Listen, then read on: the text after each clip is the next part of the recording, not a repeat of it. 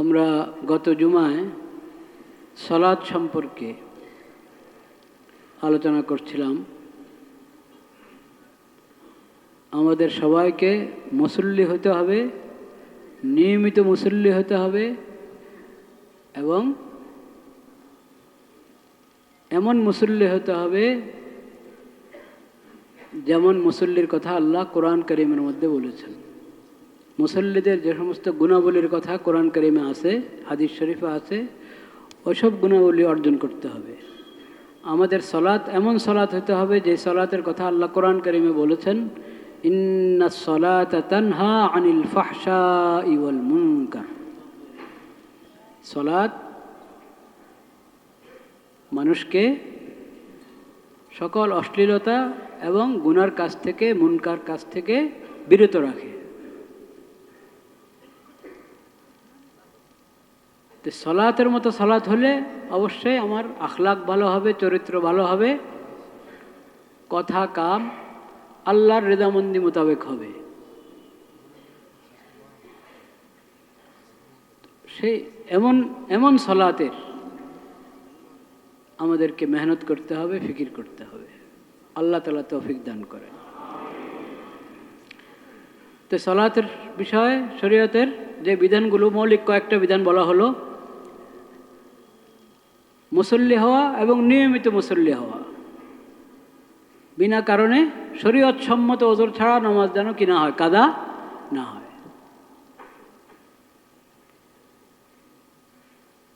শরীয়ত সম্মত ওযর নামাজ কাদা করার ক্ষেত্রে কি আছে নাকি কিছু?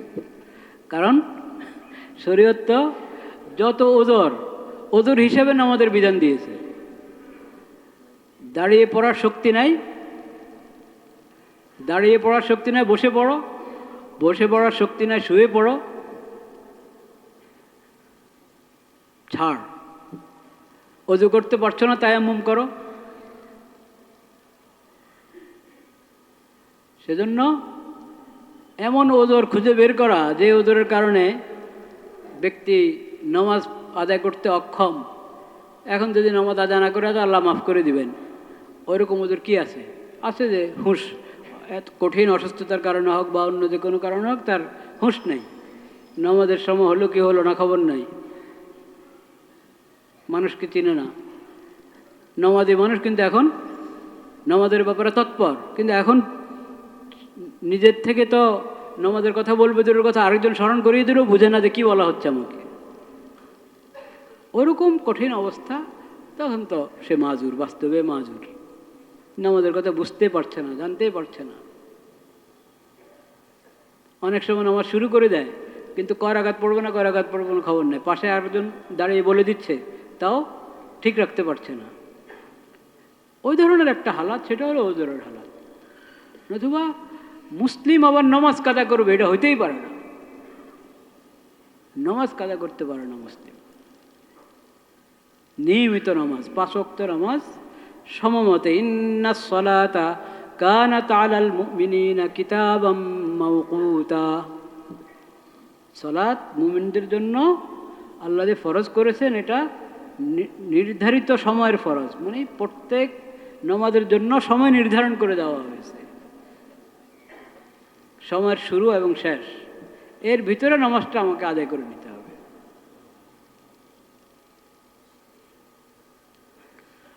আর নামাজের ক্ষেত্রে আমি উদাসীন না হই। ফাওয়াইলুল লিল মুসাল্লিন আল্লাযীনা হুম আন সালাতিহিম সাহুন। নামাজের ব্যাপারে উদাসীন হবে মুসল্লি, এটা কেমন কথা? নামাজের ব্যাপারে কি কি উদাসীনতা? এক তো এই যে কাদা করে ফেলা, নিয়মিত না পড়া, একক তো পড়লো আরেক তো পড়লো না, আজকে পড়লো তো কালকে পড়লো না, এমন যেন না হয়। আরেক উদাসীনতা হলো সময় মতো পড়লো না, সময় পার করে দিল। গল্প গুজবের মধ্যে ঘুম যদি চেতন না পায়, ঘুম না ভাঙে, তো এটা একটা ওযর। কিন্তু কার জন্য ওযর? যার ঘুমের আগে, শোয়ার আগে নিয়ত ছিল আমি উঠে নামাজ পড়বো ইনশাআল্লাহ, নিয়ত ছিল আগে আগে শুয়েছে, কোনো কারণে টের পায় নাই, ওর জন্য ওজোর। তো এখন সময় মতো পড়তে পারো নাই, ওঠার সাথে সাথে তাড়াতাড়ি উজু করো, নামাজ কাজা করো। কিন্তু যে অভ্যাসে বানিয়ে নিয়েছে, আড্ডার মধ্যে সময় কাটাবে, মোবাইলে সময় কাটাবে,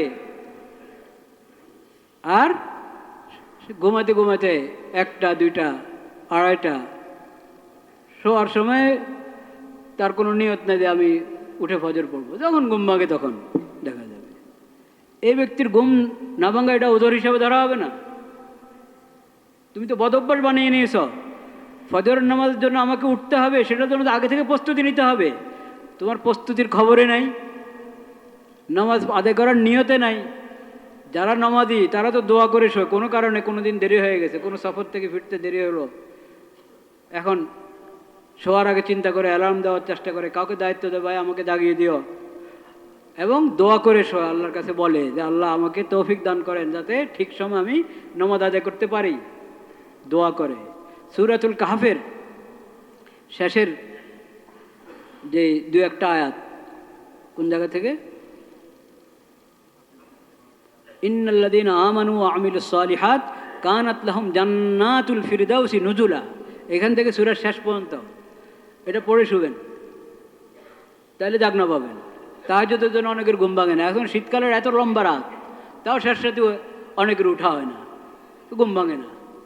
তো ঘুম ভাঙে না, ওটার ব্যবস্থা করতে হবে। একটা হলো এরকম দোয়া করব, দোয়া পড়ে শুভ, যে আল্লাহ আপনি আমার অল্প ঘুমে আমাকে তৃপ্তি দান করেন। মুসান্নাফ ইবনে আবি শাইবা হাদিসের একটি কিতাব, ও কিতাবে বড় তাবেঈ একজন ইমাম, ওনার এই দোয়া বর্ণিত আছে, আল্লাহুম্মা শফিনি মিনান নাওমি বিয়াসির, আল্লাহুম্মা শফিনি মিনান নাওমি বিয়াসির ওয়ারযুকনি সাহরান ফি তাআতিক। আল্লাহ অল্প ঘুমে যাতে আমার তৃপ্তি হয়ে যায়, ঘুমের যে ফায়দা, ঘুমের যে উপকার, ওটা অল্প ঘুমে যেন আমি পেয়ে যাই। অনেক আছে সারা রাত ঘুমা, কিন্তু ঘুমের ফায়দাটা নাই, ঘুম ভাঙার পরে দেখে মনে হয় যেন স্বস্তি নেই। ঘুম তো আল্লাহ তাআলা দান করেছেন সুবাতান, ওয়াজআলনা নাওমাকুম সুবাতা, সব ক্লান্তি দূর হয়ে যাবে ঘুমের কারণে। ঘুমের পর যখন উঠবে একবারে তাজা দম, কোনো ক্লান্তি নাই, পেরেশানি নাই। কিন্তু অনেকের অবস্থা কি, শারীরিক দুর্বলতার কারণে হোক, কোনো অসুস্থতার কারণে হোক, টেনশনের কারণে হোক, অন্য যে কোনো কারণে হোক, দেখা যায় ঘুমালো অনেক ঘন্টা, কিন্তু উঠার পরে ঘুম যে হয়েছে এটা বোঝা যাচ্ছে না। সেই শরীরের মধ্যে ক্লান্তি, সেই পেরেশানি, অস্থিরতা, মাথা জ্যাম হয়ে আছে, এরকম হালাত হয়ে থাকে। তো উনি বলছেন আল্লাহুম্মা শফিনি মিনান নাওমি বিয়াসির, আল্লাহ অল্প ঘুমে আপনি আমার ঘুমের ফায়দাটা দিয়ে দেন, আমাকে তৃপ্ত করে দেন। ওয়ারযুকনি সাহরান ফি তাআতিক, যে সময় বাঁচবে ওই সময় আপনার ইবাদত করতে পারি সেই তৌফিক আমাকে দান করেন। তো আল্লাহর কাছে বলি, বাহ্যিক ব্যবস্থা রাখি, অ্যালার্ম দিয়ে রাখি, কাউকে দায়িত্ব দিই, ভাই আমাকে একটু ফোন করেন। দেখেন এই যে মোবাইলের অন্যায় ব্যবহার, এটার মধ্যে তো আমরা বড় পাকা। মোবাইলের সদ্ব্যবহারও তো আছে, এ একটা সদ্ব্যবহার, ভাই একটু ফোন করে আমাকে বলেন, মোবাইলটা খোলা রাখেন, ফোন করবে, আপনার ঘুম ভাঙবে। যাই হোক, তো বলছিলাম যে আমরা নামাজের ব্যাপারে কিনা হই উদাসীন। নামাজি হইতে হবে, মুসল্লি হইতে হবে, নিয়মিত মুসল্লি হইতে হবে, পাকা মুসল্লি হইতে হবে। নামাজি কিন্তু উদাসীন নামাজি, এটা আল্লাহ পছন্দ করেন না। ফাওয়াইলুল লিল মুসাল্লিন আল্লাযীনা হুম আন সালাতিহিম সাহুন, নামাজের ব্যাপারে উদাসীন, গাফেল হয়ে আছে নামাজের ব্যাপারে। নামাজি কিন্তু গাফেল নামাজি, উদাসীন নামাজি। সময় চলে যাচ্ছে খবর নাই, কাদা হয়ে যাচ্ছে খবর নাই, একটু সুন্দর করে পড়বে তারও চিন্তা নাই, নামাজটা ভালোভাবে শিখবে তারও চিন্তা নাই। এসব উদাসীনতা আল্লাহ পছন্দ করেন না। আরেকটা হলো নামাজি একজন আদর্শবান ব্যক্তি হবে, তার চলাফেরা, তার লেনদেন, তার আখলাক চরিত্র এমন হবে যে অনুসরণীয় ব্যক্তিদের যেমন হয়, ওই কথা আল্লাহ কোরআনে বলেছেন সূরাতুল মাআরিজের মধ্যে। ওটা পরে কোনো সময় আল্লাহ তৌফিক দিলে, হায়াত রাখলে আলোচনা হবে ইনশাআল্লাহ। আজকে আমরা নামাজটা সুন্দর করা, নামাজটা যাতে আমাদের কী হয়, সুন্দর। নিয়মিত পড়ছি, প্রতি ওক্তে পড়ছি, কিন্তু সুন্দর হচ্ছে না। নামাজ সুন্দর করার ব্যাপারে নবী করিম সাল্লাল্লাহু আলাইহি সাল্লাম যে হেদায়েত আমাদেরকে দান করেছেন, ওই দু একটা হাদিস ইনশাআল্লাহ এখন পড়া হবে। আল্লাহ আমাকে, আমাদের সবাইকে আমল করার তৌফিক নসিব করেন।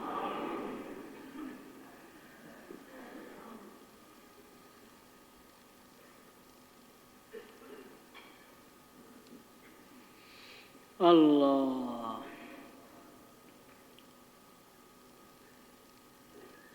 সাহাবী উবাদাহ ইবনু সামিত রাদিয়াল্লাহু তাআলা আনহু তিনি বলেন, আশহাদু লা সামি'তু রাসূলুল্লাহি সাল্লাল্লাহু আলাইহি ওয়াসাল্লাম ইয়াকুল, আমি সাক্ষ্য দিচ্ছি, আমি নবীজির কাছে শুনেছি।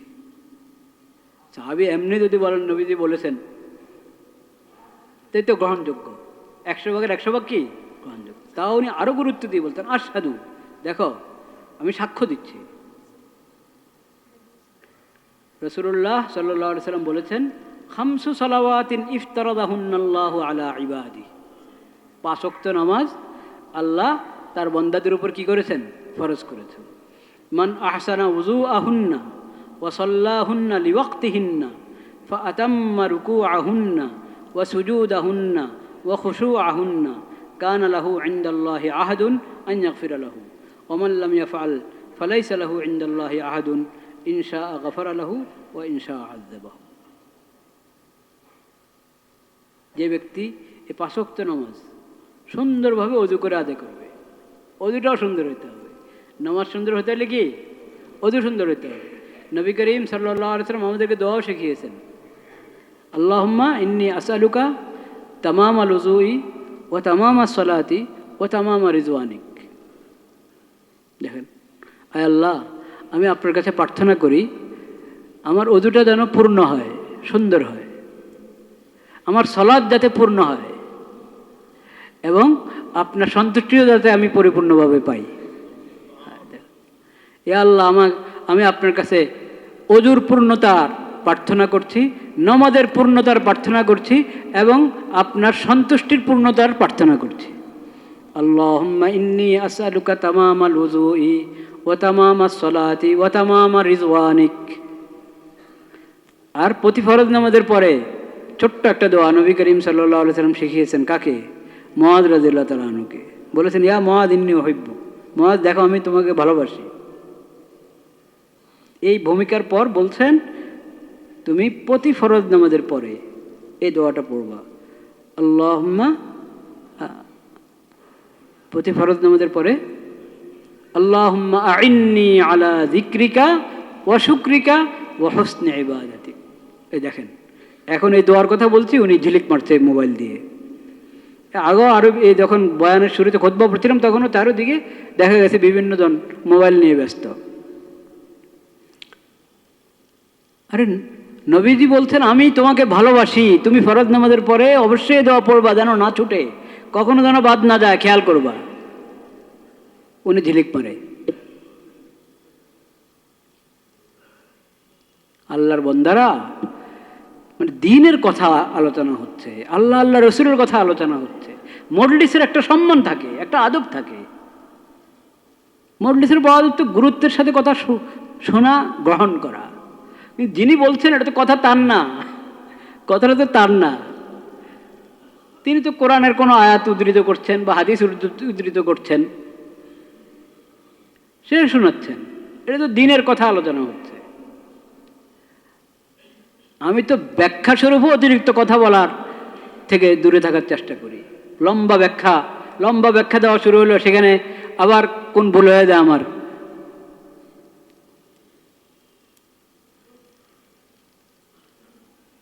আল্লাহুম্মা আইন্নি আলা যিকরিকা ওয়া শুকরিকা ওয়া হুসনি ইবাদাতিক। আয় আল্লাহ, আপনি আমাকে সাহায্য করেন যাতে আমি আপনার জিকির করতে পারি। আপনি আমাকে সাহায্য করেন যাতে আমি আপনার শুকর আদায় করতে পারি। আপনি আমাকে সাহায্য করেন যাতে আমি আপনার ইবাদত সুন্দরভাবে করতে পারি। আল্লাহুম্মা আইন্নি আলা যিকরিকা ওয়া শুকরিকা ওয়া হুসনি ইবাদাতিক। তো নবী করিম সাল্লাল্লাহু আলাইহি ওয়াসাল্লাম বলেছেন, মান আহসানা ওযুআহুন্না, ওযু সুন্দরভাবে করবে। ওযুতে 4টা ফরজ, কিছু কি আছে সুন্নত আছে না, সুন্নত মোতাবেক ফরজগুলো আদায় করব সুন্নত তরিকায়, তাইলে ওযুটা সুন্দর হবে। তাইলে ওযুর নিয়ম শিখিয়েছেন নবী করিম সাল্লাল্লাহু আলাইহি ওয়াসাল্লাম সাহাবায়ে কেরামকে, সাহাবায়ে কেরাম দেখিয়ে দিয়েছেন। ওনার ওযু আছে, কিন্তু ওযু করে দেখাচ্ছেন শেখানোর জন্য, ওযু করে দেখাচ্ছেন। উঁচু জায়গায় বসে আলী রাদিয়াল্লাহু তাআলা ওযু করেছেন, কুফাবাসী দেখেছেন কীভাবে উনি ওযু করেন। সেই ওযুটাই তো ওলামায়ে কেরাম শেখাচ্ছেন আপনাদেরকে। 4টা ফরজ, এতটা কি সুন্নত, কিভাবে শুরু হবে, বিসমিল্লাহ পড়ে শুরু হবে, পানি অপচয় না হয় সেটাও কি করতে হবে, খেয়াল করতে হবে, পানির অপচয় না হয়। যদি কল ছেড়ে দিই বাস চলছে, মোটা করে ছেড়ে দিয়ে থাকে, যেখানে অল্প পানি দিয়ে ওযু করা সম্ভব সেখানে কি হচ্ছে দেখা যাবে। যদি একটা বালতি, কলের নিচে যদি একটা বালতি দিয়ে রাখেন, ওযুতে আমরা যত পানি ব্যয় করি ওই পরায় বালতি ভরে যাবে। যদি বালতি দিয়ে রাখেন কলের নিচে আর আপনি ওযু করতে থাকেন, পরে দেখবেন যে বালতি ভরে গেছে। অথচ ওযুর জন্য দরকার সামান্য পানি, আধা লিটার পানির দরকার হয় না ওযুর জন্য, আধা লিটার পানির দরকার হয় না ওযুর জন্য। কিন্তু সেই ব্যবস্থা তো নিতে হবে, ব্যবস্থা নিতে হবে না। 1 নম্বর কথা হলো, এই কলের মধ্যেই কেন ওযু করতে হবে? হাউজ আছে, হাউজে করেন। একটা লোটা রাখেন, কল থেকে আপনি লোটাতে পানি নিয়ে লোটা দিয়ে করেন। আচ্ছা, সব সফরের অবস্থা সব সম্ভব নাও হতে পারে, কিন্তু আমার ঘরে বাড়িতে তো আমি এই ব্যবস্থা করতে পারি যে কল ছেড়ে দিয়ে ওযু করবো না, লোটাতে করবো। তো কল ছেড়ে দিয়ে যদি ওযু করি, কল ছেড়ে দিয়ে ওযু করলাম মনে করেন, তো সেটাতে আপনি করবেন কি বলেন? কল ছেড়ে দিলে চলতেই থাকবে, আপনি একটু শীতকাল বিশেষ করে একটু ডলতে হয়, পানি সব জায়গায় লাগে না, ডলা লাগে না, তো ডলাও চলছে কলও চলছে। কেন? একটু কলটা ছেড়ে একটু পানি দেন, একটু পানি দিয়ে কলটা বন্ধ করেন, এরপর আপনি ডলেন, ঘষেন যেটা দরকার, হ্যাঁ, তারপর আবার কল ছাড়বেন, হালকা করে ছাড়বেন। একটু সময় লাগলো, আর কিছু পিছনে মানুষ দাঁড়িয়ে আছে লম্বা লাইন, তো একটু একবারই মোটা করে ছাড়লে তো ফায়দা নাই, কোনো ফায়দাই নেই।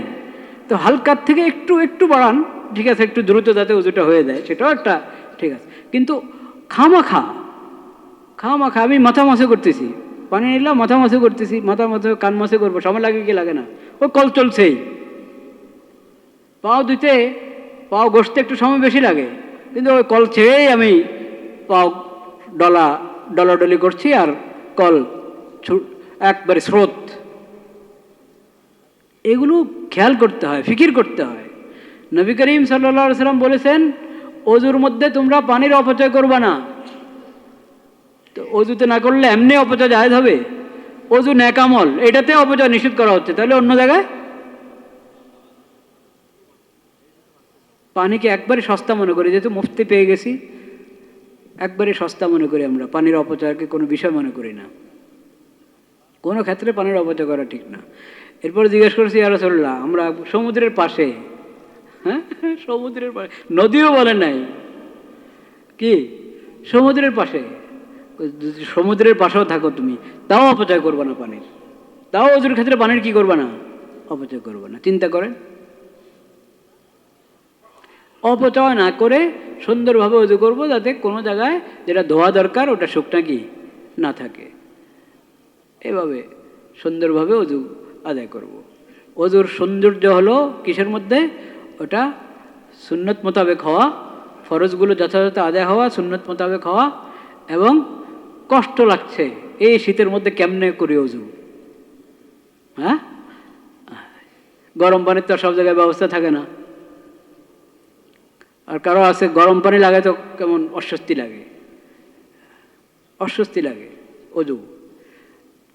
নবী করিম সাল্লাল্লাহু আলাইহি ওয়াসাল্লাম বলেছেন, ইসবাগুল উযুই আলাল মাকারিহ, কষ্ট হচ্ছে, ভালো লাগছে না, অস্বস্তি লাগছে, ভিজাতে মনে চাচ্ছে না শরীরটা, তাও মনের বিরোধিতা করে মনের বিরোধিতা করে নিজের কষ্টের দিকে না তাকিয়ে একটু অজু করো, সুন্দরভাবে করার চেষ্টা করো, কোনোটা যাতে শুকনো না থাকে কোনো জায়গা, ভালোভাবে অজুটা করো। এটা অনেক বড় নেকামল। ইসবাগুল উযুই আলাল মাকারি, অস্বস্তি লাগছে, কষ্ট লাগছে, তারপর অজুটা সুন্দরভাবে করা, এটা অনেক বড় কি।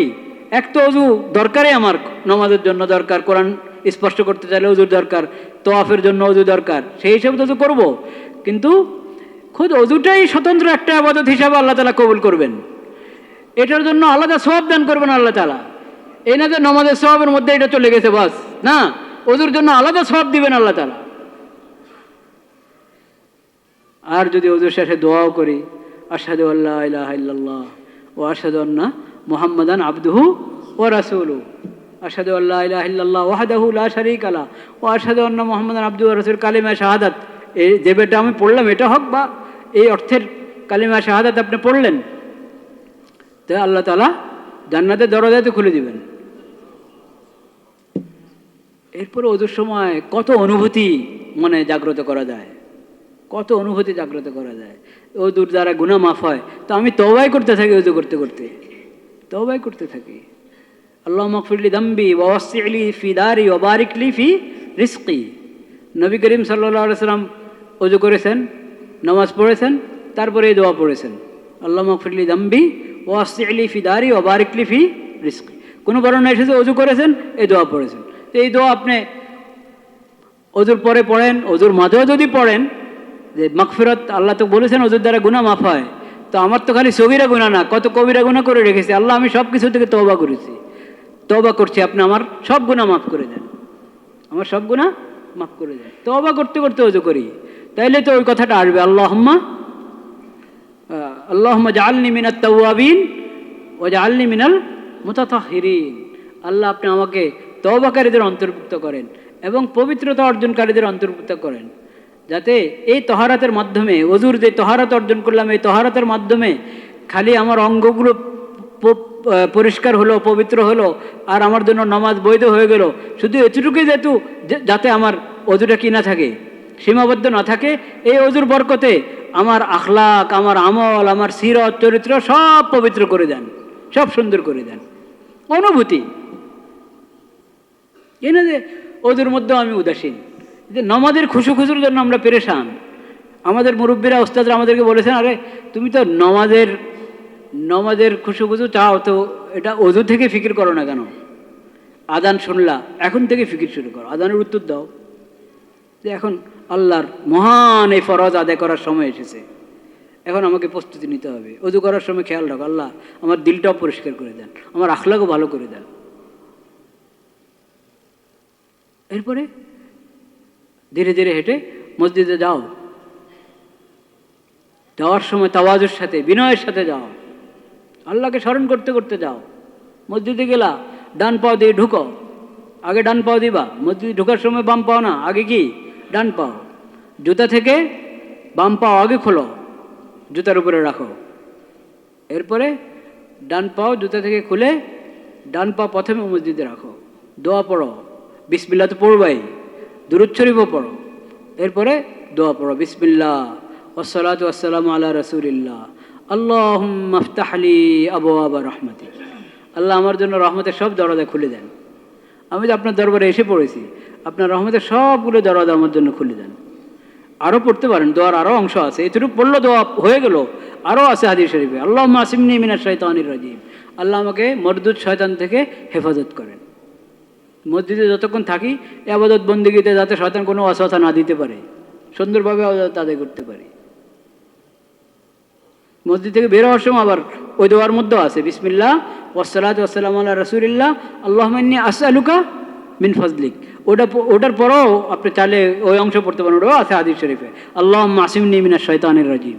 মসজিদ থেকে বের হয়ে যাচ্ছে, তখনও আল্লাহকে বলছি, আল্লাহ আপনার রিজিক কামনা করি, আমি রিজিক রাস্তা আমার জন্য প্রশস্ত করে দেন, সহজ করে দেন, হালালভাবে কামে করতে পারি সেই তৌফিক দান করেন। আর আল্লাহুম্মা আসিমনি মিনাশ শাইতানির রাজিম, আল্লাহ আমাকে শয়তান, মরদুদ শয়তান থেকে হেফাজত করেন। এখন মসজিদ থেকে বের হয়ে যাচ্ছি, এখন তো আমার আরও বেশি আপনার রহমত দরকার, যাতে শয়তান আমাকে, কত পরিবেশে আমি এখন ঢুকবো, কোন পরিবেশে ঢুকে কি গুনাহ হয়ে যায়, আল্লাহ আপনি আমাকে শয়তান থেকে হেফাজত করুন না। আদায় করার সময় আবার রুকুটা পূর্ণতা যেন পায়, সুন্দরভাবে পরিপূর্ণ রুকু, পরিপূর্ণ সজদা এবং খুশুদাটা যাতে পূর্ণ হয় ওইদিকে খেয়াল রাখবে। এইভাবে যদি সুন্দরভাবে অজু করলো, সুন্দরভাবে নামাজ আদায় করলো, কান আল্লাহু ইনদাল্লাহি আহাদুন আন ইয়াগফিরা লাহু, আল্লাহ রাব্বুল আলামিন তার সঙ্গে ওয়াদাবদ্ধ যে আল্লাহ তাকে ক্ষমা করে দিবেন। আল্লাহ ওয়াদাবদ্ধ, আহাদ, আল্লাহ অঙ্গীকার করলেন এই বান্দার সাথে, তাকে আল্লাহ কি করে দিবেন? ক্ষমা করে দিবেন। অমাল্লাম ইয়াফাল, অজু ঠিক মতো করলো না, নামাজও ঠিক মতো পড়লো না, একদিন পড়লো আরেকদিন পড়লো না, সময় মতো পড়লো না, সুন্দরভাবে পড়লো না, তাইলে আল্লাহর কোনো ওয়াদা নেই, কোনো কি নেই, ওয়াদা নেই। এরপর আল্লাহর ইচ্ছা, আল্লাহ চাইলে ক্ষমা করবেন, চাইলে শাস্তি দিবেন, আল্লাহর ইচ্ছা। কিন্তু ওয়াদা হলো ওই ব্যক্তির জন্য, ঠিক মতো অজু করলো, ঠিক মতো নামাজ আদায় করলো, সময় মতো আদায় করলো, সুন্দরভাবে আদায় করলো।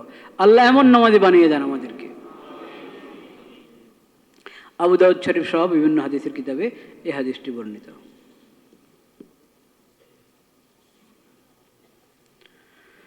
আল্লাহ,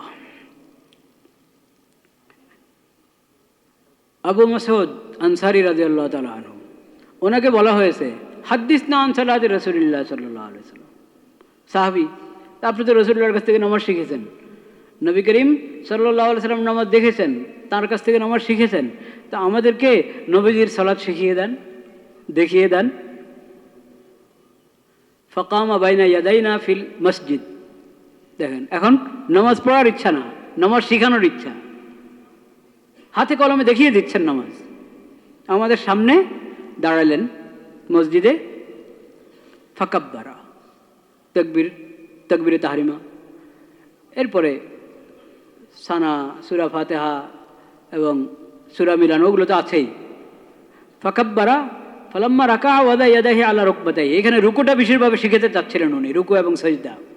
ফালাম্মা রাকা ওয়াদা ইয়াদাইহি আলা রুকবাতাইহি ওয়াজআলা আসাবিআহু আসফালা মিন যালিক ওয়াজাফা বাইনা মিরফাকাইহি হাত্তা ইসতাকাররা কুল্লু শাইইন মিনহু ثم قال سمع الله لمن حمده فقام حتى استقر كل شيء منه ثم كبر وسجد ووضع كفيه على الأرض ثم جافا بين مرفقيه حتى استقر كل شيء منه ثم رفع رأسه فجلس حتى استقر كل شيء لا إله إلا الله। এরপর উনি রুকু দেখালেন। রুকু কিভাবে দেখালেন? আল্লাহু আকবার বলে রুকুতে যাবে, রুকুতে যখন যাব আমরা, তখন এই যে হাঁটু, দোনো হাঁটুর উপরে কি রাখতে হবে? দোনো হাত কিভাবে রাখবো? আঙ্গুলগুলো হাঁটুর নিচে থাকবে, আঙ্গুলগুলো হাঁটুর নিচে থাকবে।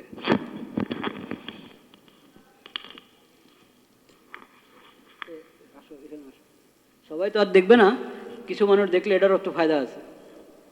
রুকুতে যাও,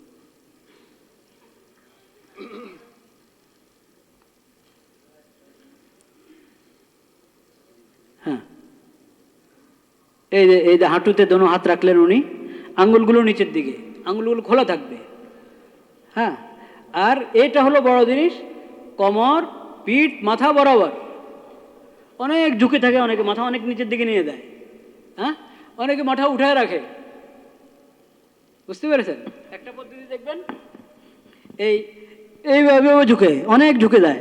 আরেকটা হলো মাথা অনেক উপরে উঠে রাখে, হাত হয়তো হাঁটুতে গেছে কিন্তু মাথা উপরের দিকে, মনে হয় কোন দিকে তাকিয়ে আছে না, নজর তো নিচের দিকে থাকবে এবং সোজা হয়ে যাবে শরীরটা পুরা। এমনকি এখানে যদি মনে করেন কোনো পানির বাটি রেখে দেওয়া হয়, হ্যাঁ, বা পানিও কিছু এই জমা হয়ে থাকবে পানি, এখানে পুরা পানি পড়বে না, এমনভাবে পিঠ, মাথা, পিঠ এবং কোমর কি হওয়া? বরাবর হওয়া। আর হাতগুলো দুই দিকে খুলে দিবেন না রুকুতে। এতে দেখেন উনি হাত সোজা, হাতটাতে রেখেছেন, হাতের পাঞ্জা রেখেছেন কোথায়? হাঁটুতে। আর এই হাতের এই থেকে, কান থেকে নিয়ে পুরো হাত কিন্তু এইভাবে সোজা। আমরা অনেকে এইভাবে করে দিই, দুই হাত দুই দিকে, দুই কোণে দুই দিকে নিয়ে দেয় রুকুর সময়। রুকুর সময় দুই কোণে দুই দিকে যাবে না, এইভাবে থাকবে। আর শরীরটা মনে করেন একটা কামান, আর এটা হলো কামানের দেই ইয়াটা, কি বলে এটাকে, যে রশিটা, এটা হলো রুকুর, ওইভাবে উনি শিখিয়েছেন। ও জাফা বাইনা মির হাত্তা ইস্তাকাররা কুল্লু শাইইন মিনহু সুম্মা ক্বাল সামি আল্লাহু লিমান। এরপরে রুকুতে গেলে আমি কি করব? ইস্তাকাররা কুল্লু শাইইন, এটা হলো থেমে যাও। মাথা রুকুতে যেতে না যেতে আবার লাফ দিয়ে উঠে গেলা না, স্থির হও। রুকুতে গিয়ে কি হও? স্থির হও। সুবহান রাব্বিয়াল আযীম, সুবহান রাব্বিয়াল আযীম, সুবহান রাব্বিয়াল আযীম 3 বার বলা সুন্নত। স্থির হওয়া কিন্তু ওয়াজিব। সুবহান রাব্বিয়াল আযীমটা পড়া কি সুন্নত। স্থির হয়ে যাব আমি, স্থির হয়ে সুবহান রাব্বিয়াল আযীম 3 বার পড়বো, তারপরে উঠবো। ওই উঠা কমাটা এটাও একবারে সোজা হয়ে দাঁড়াবো, সোজা হয়ে দাঁড়াবো। নজর কেবলা ইয়ের দিকে সজদা জায়গায় থাকবে, কিন্তু দাঁড়াবো কি সোজা হয়ে, দোনো হাত দোনো পাও পুরা শরীর স্থির হয়ে যে আমি এখন দাঁড়ানো। এই না যে আমার তাড়া, এমনভাবে দাঁড়াতে চায় না যে আসল কামটা আমি তাড়াতাড়ি সজদা কখন যাবো, এই জন্য মাথা সোজা করতে না করতে, পিঠ সোজা করতে না করতে আবার সজদা দৌড় মারলাম। এটা অন্যায়, এটা ভুল পদ্ধতি। স্থির হাত্তা ইস্তাকাররা কুল্লু শাইইন মিনহু, তোমার শরীরের প্রতিটি অঙ্গ নিজ নিজ অবস্থানে ফিরে আসবে। রুকুর মধ্যে যেভাবে থাকা দরকার ওইভাবে স্থির হয়ে যাবে। দাঁড়ানোর পর আবার শরীর তার পজিশনে এসে যাবে। এরপরে তুমি যাও রুকুতে আল্লাহু আকবার বলে, রুকু ইয়াতে সজদার দিকে যাও। সজদাতে যাওয়ার পর এখন সজদার নিয়ম যেটা, সেটা ওই যে বলেছে সজদাতে গিয়ে তুমি স্থির হও। নাক কপাল, নবী করিম সাল্লাল্লাহু আলাইহি ওয়াসাল্লাম বলেছেন 7টা অঙ্গের উপরে কি দাও? সজদার মধ্যে কটা অঙ্গ ব্যবহার করতে হবে? হ্যাঁ, 7টা অঙ্গ, 7টা অঙ্গ।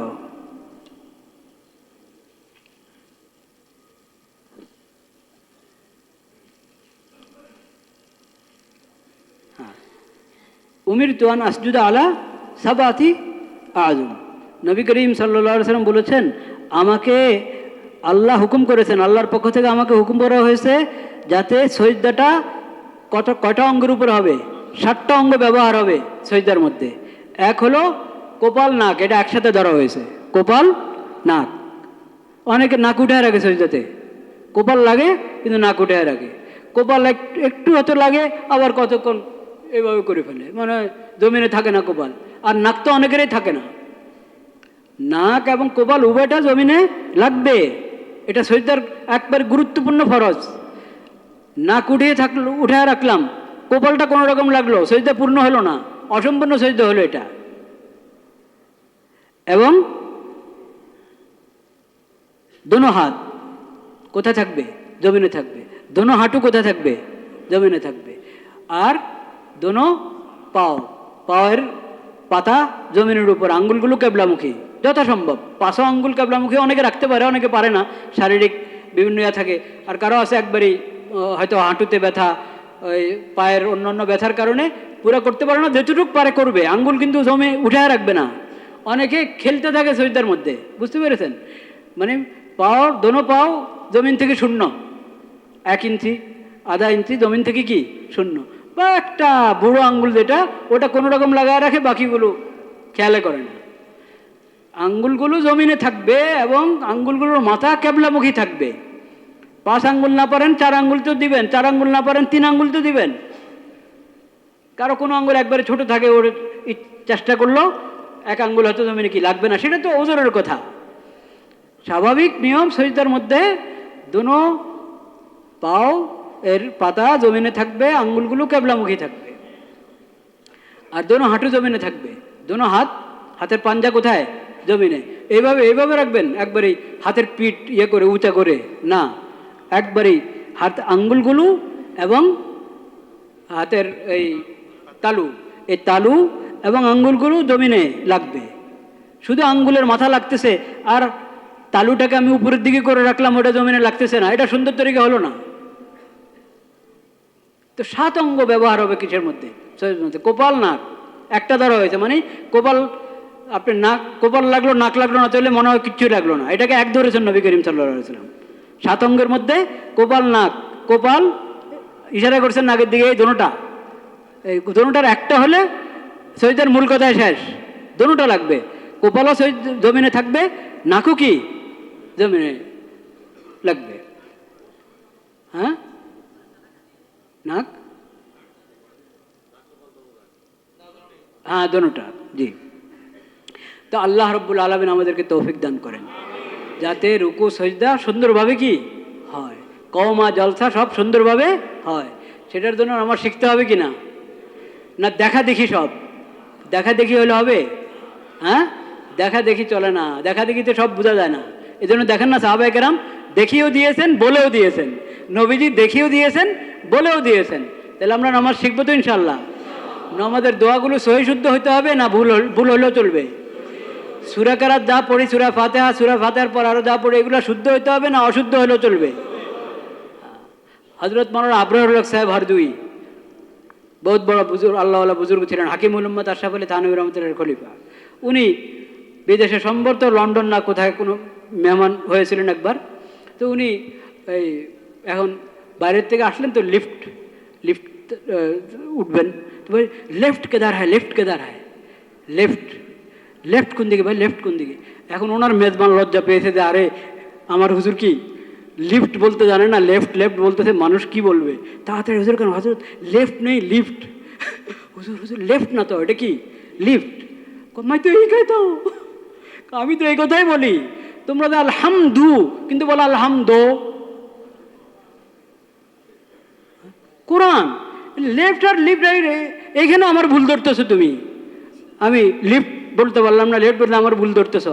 কোরআন ভুল পড়ো তোমরা, আলহামদু বলো আলহামদো, আলহামদুলিল্লাহ এটা হলো বিসমিল্লাহির রহমানির রহিম, বিসমিল্লাহির রহমানির রহিম হলো।